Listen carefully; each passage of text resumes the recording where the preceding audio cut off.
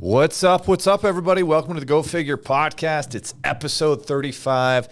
Time to get your money right. And when we're talking about money, we're definitely talking about currency sometimes. And today we're going to talk a little bit about the U.S. dollar. Is it doomed as the reserve currency? So that'll be the first topic we're going to take down.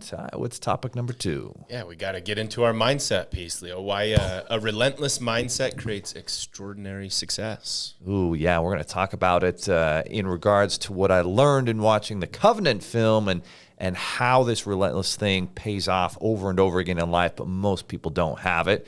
And then, Ty, what's going on in sports?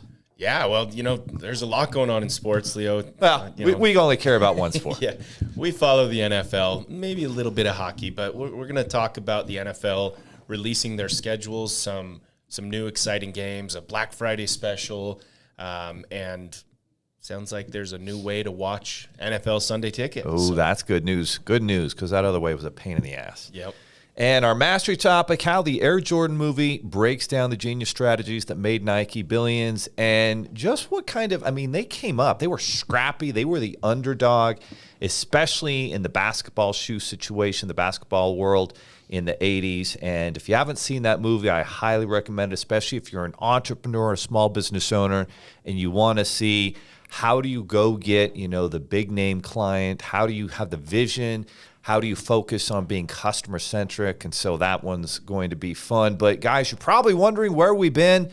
Well, last week we were out of the office, had a little company retreat. And so each year for our top performers, we like to take them on a little getaway. Last year we took them to Mexico, to Playa del Carmen. Amazing hotel resort right there on the beach. Amazing time there. And this year, we thought we'd do something different. Ty, tell everybody a little bit about what we did last week and why it's so important to really take great care of your high performers and have this type of reward. Yeah, so this year we took our crew to Orlando. We have a couple Airbnbs right there in the Kissimmee area, few miles from parks, 10, 15 minutes from Disney and whatnot. And so we went out for 5-6 days, went to Universal as a crew, went to Disney as a crew, played some golf, had a beach day.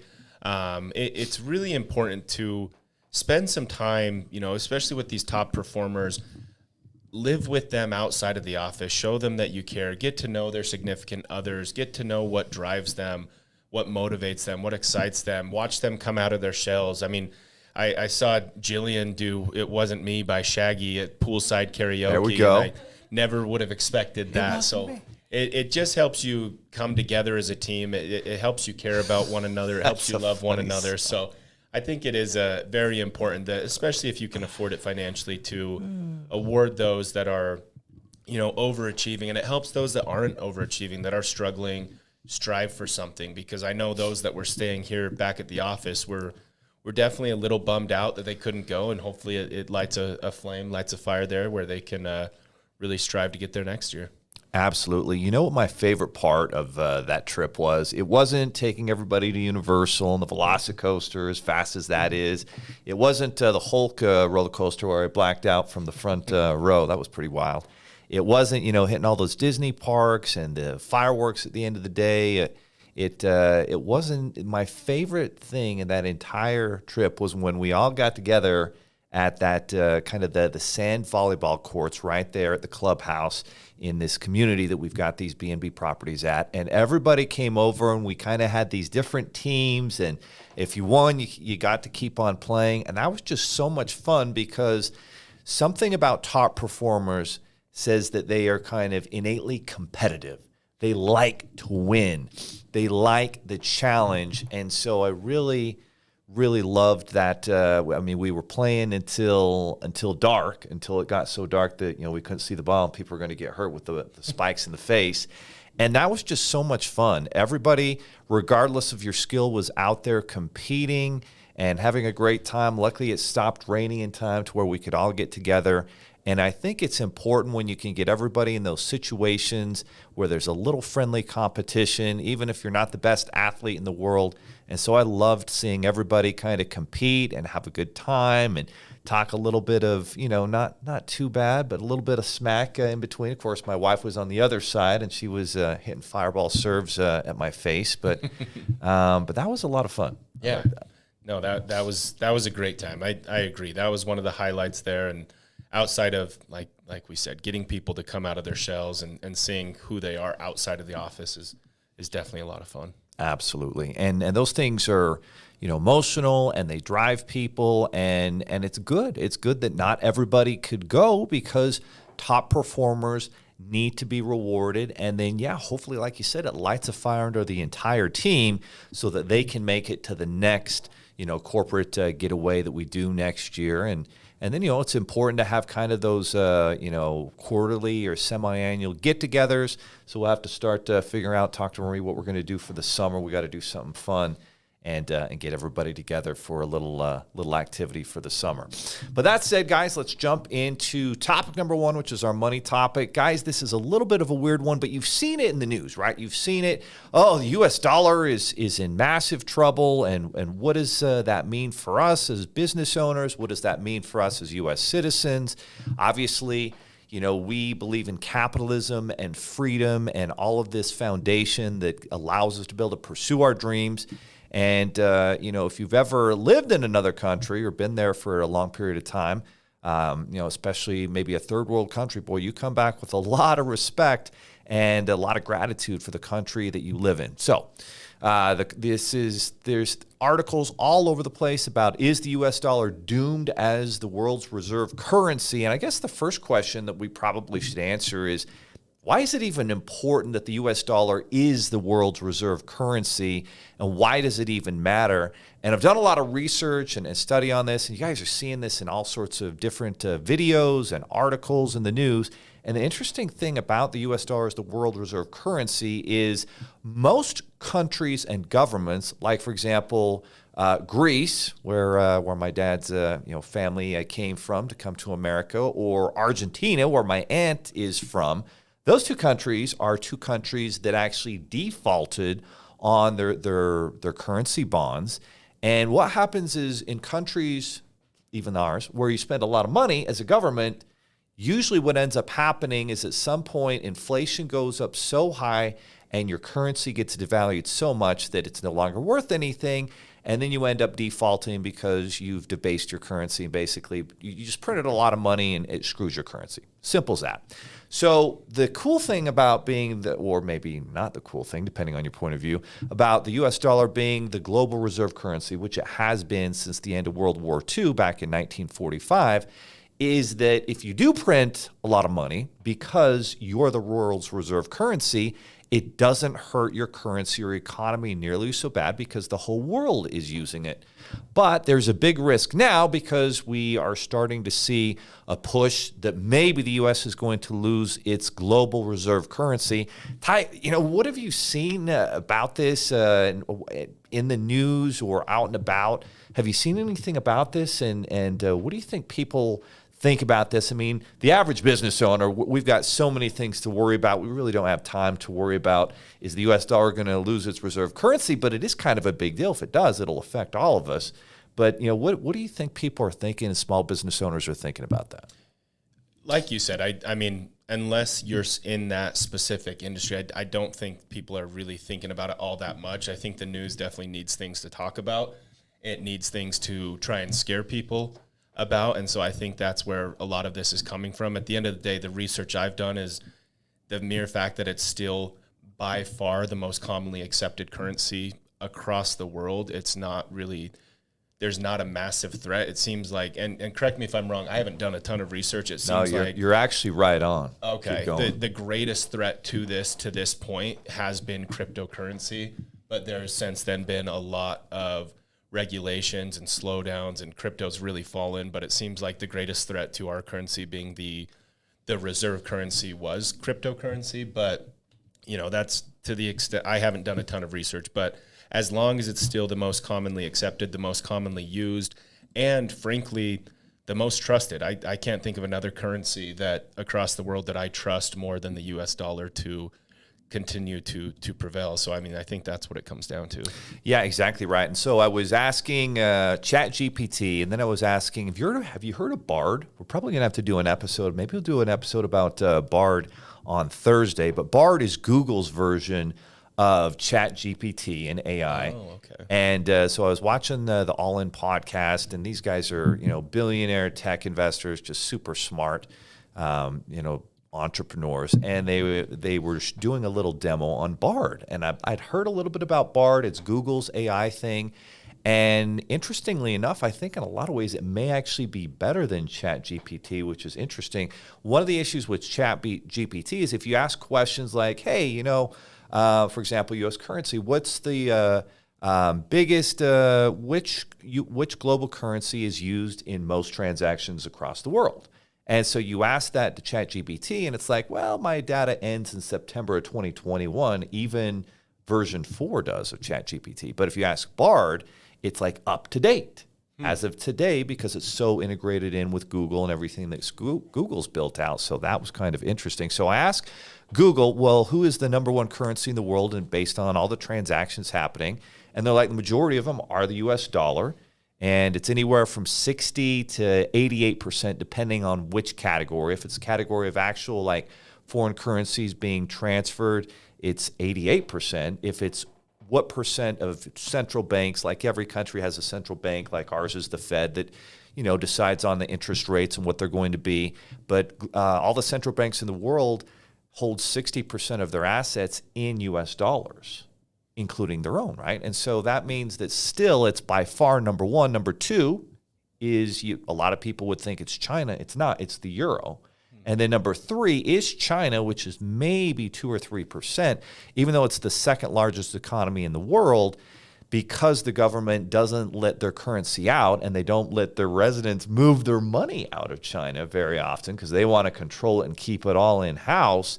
That makes it very unattractive. And so really, you're right. It's cryptocurrency is one of the biggest potential competitors for the U.S. dollar, but even that would mean you would have to be doing business in crypto. Yeah.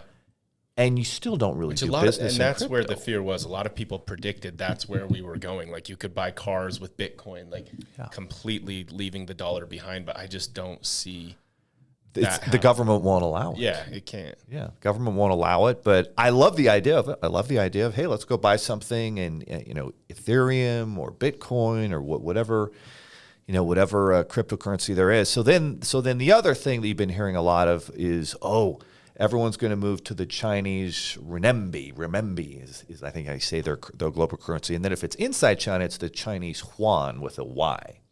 But there was this thing about Saudi Arabia was going to start doing oil business with China in Chinese currency. And so that was coming about. But even then, it's still such a small percentage. So I just don't see with Chinese communist government, it's very unlikely to become the world's reserve currency. And if it doesn't become it, then no one else is going to. Yeah, I mean, to be the world's reserve currency, you need to have vast majority of the trust across the world. And I don't see 80% of these other countries ever trusting China. So. No, you can't even trust China's numbers that they give out. No. One number I just saw that was crazy is Chinese 20-year-olds population, everyone in their 20s, 20% of them are unemployed in China. How crazy is that? Yeah, I mean, fact of the matter this, if you go around even our office, you go to our 25, 30 different employees and say, what's the currency in China? I would argue that less than 5% of our employees could even tell you what the currency is. I bet most of them could tell you the currency in Europe, but if you went to a classroom or a business in Europe or a classroom or a business in China or even Guatemala and said, what's the currency the U.S. uses, I bet every single 95% of them say the U.S. dollar. It's out there, it's commonly known, it's trusted, and that's what matters right now.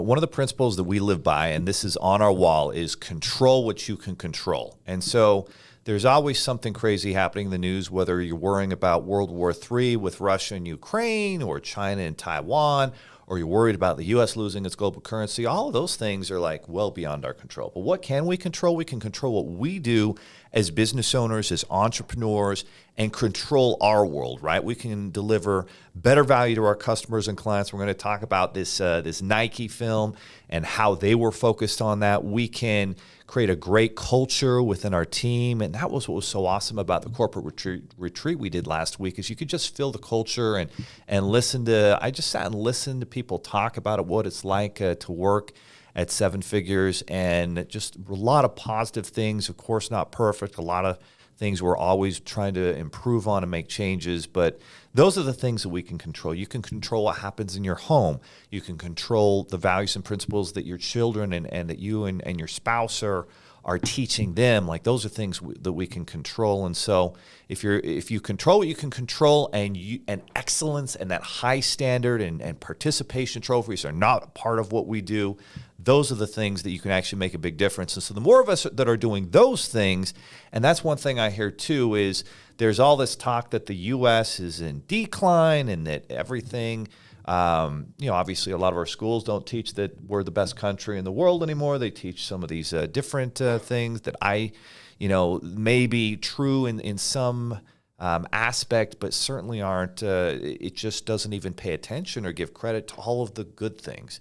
And out of all the countries that have had the opportunity to take over other countries and have almost always, tried to help others, no one's done a better job of that than the United States. So, yeah, amen. And last, what can we do to prepare outside of that?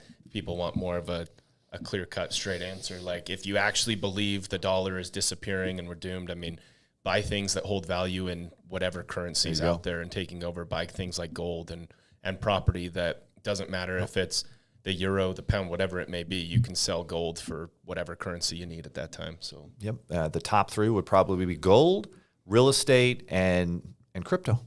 Yeah, those would be your top three. And crypto looks like it's maybe poised for another run up. So we'll see what happens. All right, mindset. Why a relentless mindset creates extraordinary success. I just want to share this story. So if you haven't seen the Covenant film, I highly recommend you do it. So here's the story, Ty.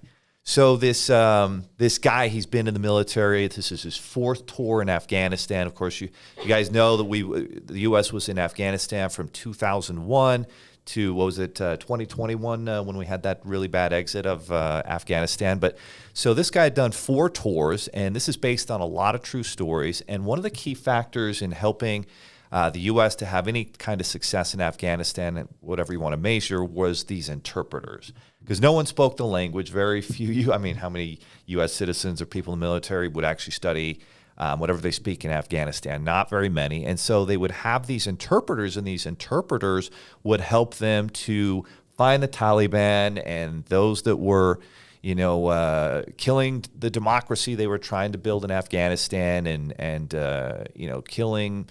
They're just killing. That's kind of what authoritarian people do and authoritarian governments. And so they were trying to kick the Taliban out of that, which was somewhat related to 9/11 and connected to Saudi Arabia's people who were part of the Taliban, et cetera, et cetera. And so this guy's there, and they're trying to find where they make all these IUDs, all these explosive devices that just are killing U.S. soldiers. So that's their job. So they go and they find that there's this big place that's manufacturing these IEDs, not IUDs. IUDs. IEDs. That's the pregnancy. Independent explosive devices, not the IUDs that, help prevent birth. Contraceptives. Yeah. Right. And so they go to there, they find it, and they're super excited. And then apparently the bad guy, the Taliban, knew they were coming, so the Taliban sends all these groups against them, and basically the guy played by Jake Gyllenhaal, John Kinsley, his entire unit is ambushed and killed, and the only one that survives it is him and his interpreter, played by this guy named Dar Salim, who's an amazing actor. So they're 62 miles away from the U.S. base, and it's mountainous terrain. If they go on the roads, they're going to be killed easily. So they're going over these mountains and this wilderness, trying to survive, and they've made it a couple days. And they wake up one morning, and they're kind of Jake Gyllenhaal's character is surrounded, and he gets bludgeoned in the head, and so he's basically knocked out and out of it, and he's shot in the arm and the leg, and he's not doing well. And so they're keeping him alive to make an example, whatever they're going to do. And then his interpreter is hiding. And he comes out and he kills this group. There's like 4 or 5 of them. and he puts Jake Gyllenhaal's character on like this, kind of like this rack. Like what would you describe that as? Like, when the ER comes, like a gurney type thing. Yeah, it puts him on like a makeshift gurney just made of like wood and branches, throws him on that, and he's dragging him around for days. And sometimes soldiers will find him from the Taliban, and he'll have to fight them and kill them. And so literally it takes him weeks, and he's trying to find water and food, and he's 60 miles, and he's probably going like 3 to 5 miles a day, and he's dragging a dude who weighs 200 pounds the whole way. And that just like was the story of being relentless. Like he relentlessly, and he's doing it because, he cares about, this U.S. soldier that he's worked with for months. But at the end of the day, he also cares about his wife and baby, and he wants them to be able to come to the U.S. and live a better life.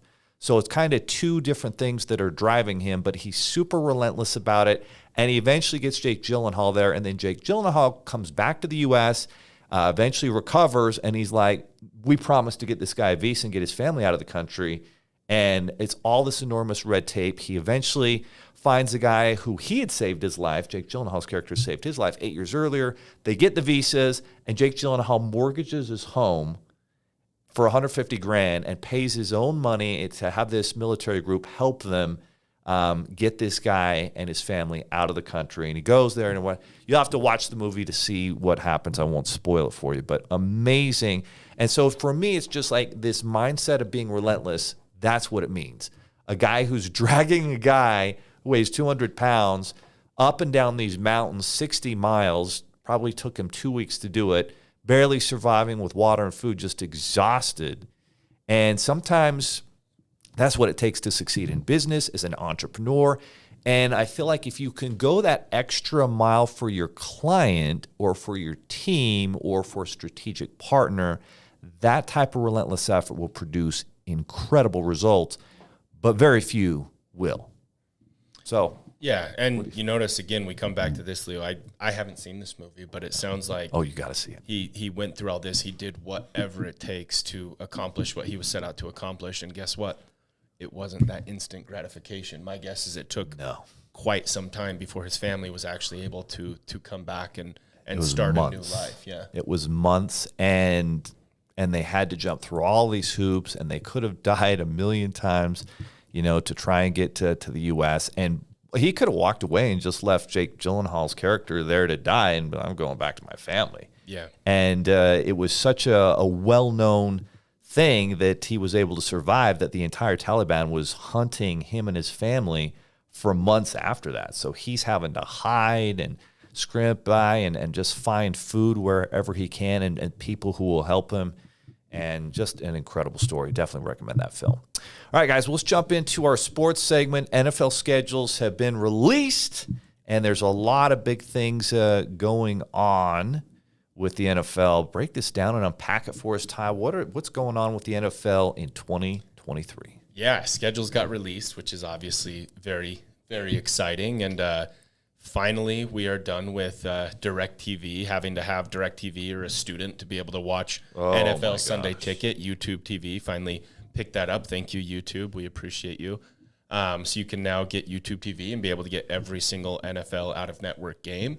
And with that, they've been able to get a little bit more creative, like Black Friday games, Thursday games, NFL, the Germany game, Miami and Kansas City. Oh, that's going to be a good one. In Frankfurt. So that's going to be awesome. And that's probably one of the only reasons why I don't give Miami the toughest schedule, because we're supposed to be on the road at Kansas City, but we happen to draw the Germany game. So we get to play Kansas City in Germany. But when you look at these schedules, Leo, the AFC's absolutely loaded. And so when you break down who's got the toughest schedule, what it comes down to is who's the best team in the AFC East. And whoever's the best team in the AFC East, the second or third best team in the AFC East has to have the hardest schedule, period. Reason why is the AFC East is obviously loaded. You've got three teams that people are saying are legitimate Super Bowl contenders. You've got Buffalo, Miami, and I disagree, but the Jets. The AFC East this year plays everyone in the AFC West, which you've got Kansas City, obviously Super Bowl champs. You've got the Chargers, who people think are very, very, very good. They are very dangerous. You've got Denver, who brought in Sean Payton, and everyone thinks that Russ Wilson is going to have a comeback year for the ages. And then you've got the Raiders, who obviously are going to be pretty bad this year. So AFC East has to play the AFC West, but not only that, we've got the NFC East, so we have to play Philadelphia. We have to play Dallas. We have to play New York. So it's a really, really tough schedule. That being said, I would say that Buffalo probably has the toughest schedule this season, being that they've obviously played Miami twice. Do you think Buffalo improved? No. I don't think I think they're in. No, I think they're in a decline, which is unfortunate because Josh Allen is a tremendous talent, and yeah, I mean they're still a really good team. Don't get me wrong; like they're a really, really good, scary team, but they didn't get any better, and a lot of teams around them that they're going to have to play twice this year did get better. Kansas City got better. Cincinnati got better. I just don't see Buffalo really going beyond maybe the first round. But that being said, they probably have the toughest schedule of anyone this year. So who would you, just based off of what we're seeing, top three coming out of the AFC going into the fall of, I guess it's September 7th, I think is when it all starts on a Thursday. Yeah, absolutely. I mean, top teams come. Oh, the AFC's hard. There's literally 6 or 7 teams I could say, but Kansas City obviously number 1. Yep. I'm probably going Cincinnati.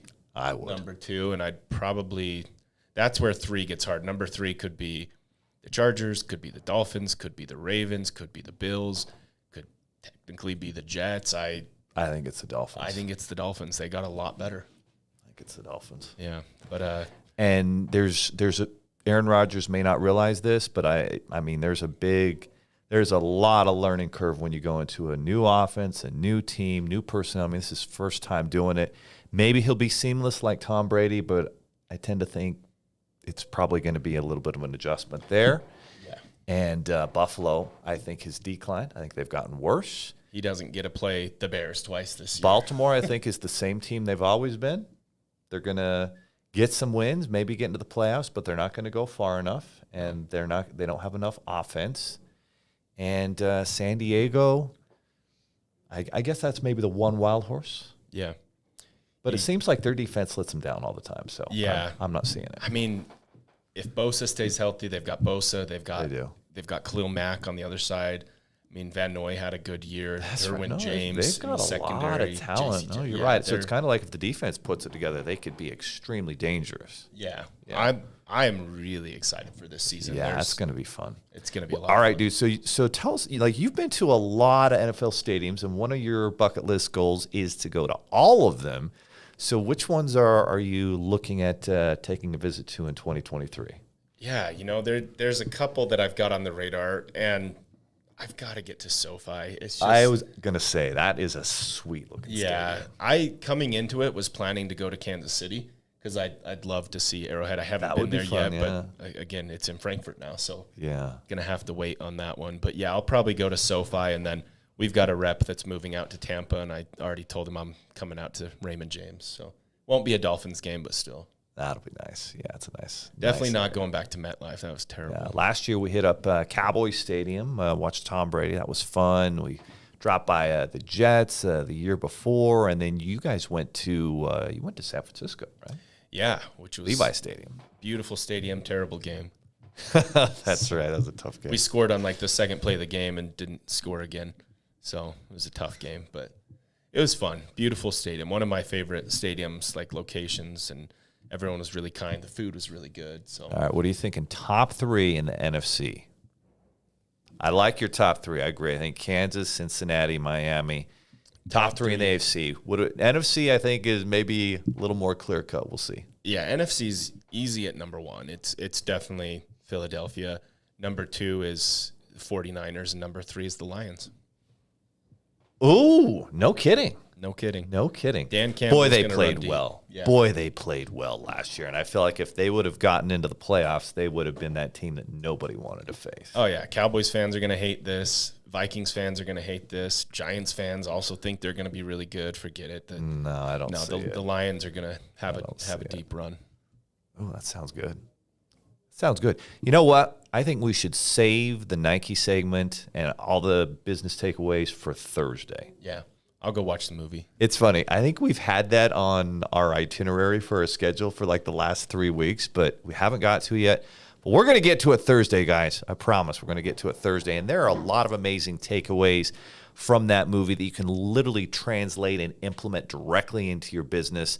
So we'll talk about some of those key takeaways, because it's not by chance that Phil Knight, was able to build Nike from basically out of his car. He was selling track shoes out of his car in the 60s because he was a runner, and he ran, I think at Oregon State, I want to say, track, and he's kind of a long-distance runner, but really great movie. So we're going to talk about that on Thursday. But a lot of good takeaways that you can use to implement in your business. Mindset's always part of it. Understanding money, becoming an expert as a business owner is important.